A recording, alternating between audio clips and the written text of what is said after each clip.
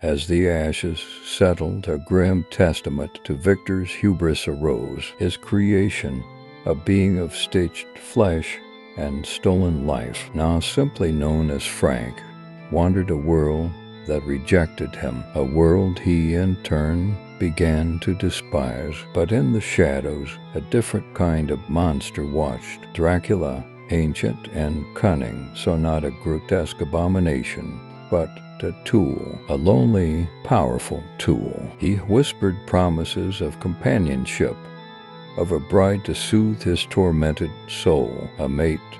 Frank, Dracula purred, your salvation lies in a bride just like you. Frank, driven by a desperate longing he had dreamt of for years, returned to his creator. He demanded a companion. Francine, she would be named, threatening Victor's life if he refused. Victor, haunted by the horrors he'd already unleashed, reluctantly agreed. He labored once more in his jury-rigged apartment laboratory, forcing life into cold, lifeless parts. But he knew it a wretched task, a chilling fear of unleashing another monster upon the world. As Francine began to take shape, Victor's resolve crumbled. He saw a mirror of his own terrible mistake. He resolved to destroy his research, to prevent another abomination from walking the earth. Victor had set fire to his research and even the incomplete Francine, to never have another wretched soul imitate it. But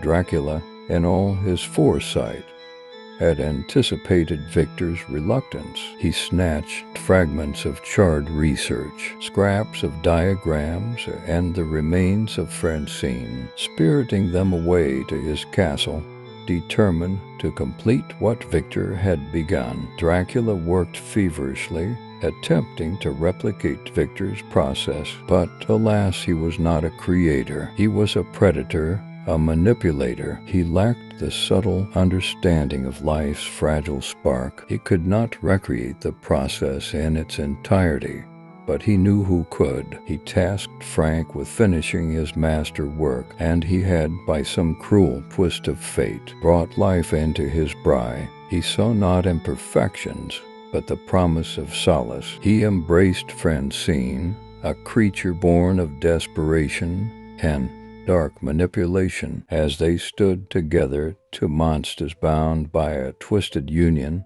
Dracula smiled. His plan was far from finished, but it had merely just begun.